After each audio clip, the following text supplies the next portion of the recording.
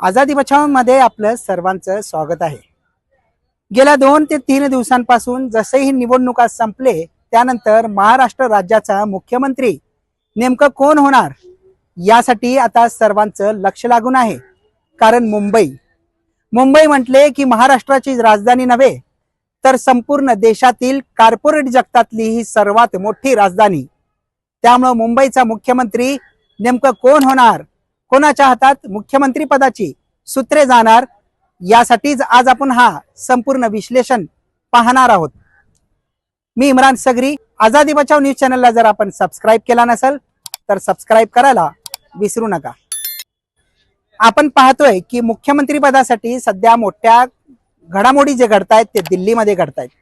यापूर्वी राज्यात मुख्यमंत्री पदाच्या घडामोडी महाराष्ट्र राज्यातच घडायच्या, मात्र आता ही सगळ्या सूत्रे जे आहेत ते दिल्लीतून घडतायत।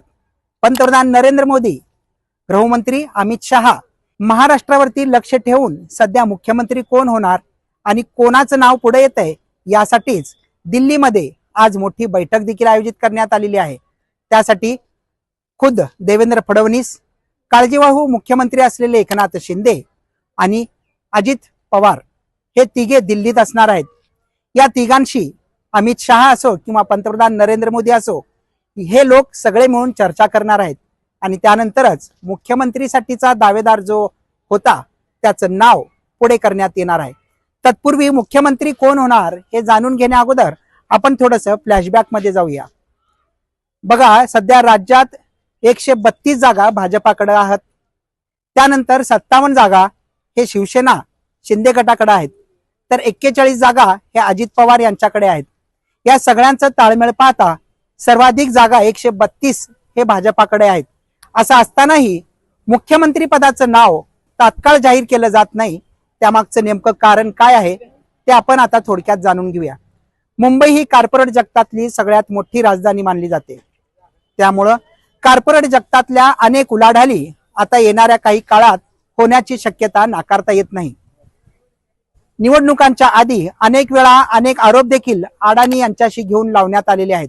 यात किती सत्य आहे, किती असत्यपणा आहे त्याच्याशी आपल्याला काही घेणं देणं नाही।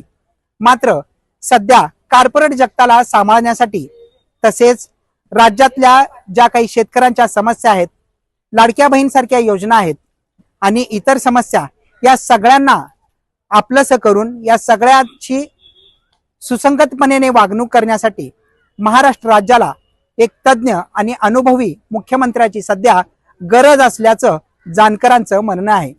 त्यामुळेच राज्याचा मुख्यमंत्री कदाचित एकनाथ शिंदे नसून फडणवीस हेच असू शकतात। त्यामागची कारणं अशी आहेत की फडणवीस यांना मागच्या 2.5 वर्षांपूर्वी जेव्हा आपण पाहिलंय की पक्ष फोडाफोडीचं जे राजकारण झालं, त्यानंतर एकनाथ शिंदे यांना स्वतः फडणवीस यांनी मुख्यमंत्रीसाठी नाव पुढे करून अमित शहा यांनी एकनाथ शिंदे यांना मुख्यमंत्री केलेलं होतं। 2.5 वर्ष स्वतः एकनाथ शिंदे हे मुख्यमंत्री राहिलेले असतानाही फडणवीस हे उपमुख्यमंत्री राहिलेले आहेत। मात्र आता तशी परिस्थिती नाहीये। तर दुसऱ्या बाजूला एकनाथ शिंदे यांनी स्वतःहून अमित शहा आणि पंतप्रधान नरेंद्र मोदी यांना फोन करून सांगितल्याचं सांगतात की माझं तुम्हाला पाठिंबा असणार आहे, तुम्ही ज्या कोणी व्यक्तीचं नाव मुख्यमंत्री म्हणून पुढे करताल त्यास माझी मान्यता असणार आहे, असं एकनाथ शिंदे यांनी स्वतः पंतप्रधान नरेंद्र मोदी आणि अमित शहा यांना फोन करून सांगितल्याचं कालच त्यांनी पत्रकार परिषदेमध्ये सांगितलेलं आहे। दुसरीकडे असंही पाहिलं जात आहे की एकनाथ शिंदे यांचा जो मुलगा आहे त्यांना या राज्याचा उपमुख्यमंत्री करून एकनाथ शिंदे यांना देशात मंत्रिपद मिळण्याची शक्यता वर्तवण्यात येत आहे। त्यामुळं सध्या तरी एकनाथ शिंदे असो किंवा मग अजित पवार असो, हे बॅकफुटला सध्या गेल्याचं आपल्याला पाहावयास मिळत आहे। तर एकनाथ शिंदे जेव्हा बॅकफुटला गेले तेव्हा अमित शहा आणि पंतप्रधान नरेंद्र मोदी यांच्याकडे एकमेव नाव राहतो, तो म्हणजे देवेंद्र फडणवीसांचं। देवेंद्र फडणवीस हेच कदाचित आज त्यांचं नाव जाहीर होण्याची शक्यता नाकारता येत नाही। तर अजित पवार हे जे आहेत ते खरं तर बॅकफुटला राहून या दोघांमधलं समन्वय साधून या दोघांचं बॅलन्सिंग करण्याचं पुढील 5 वर्ष प्रयत्न करताना आपल्याला दिसणार आहेत।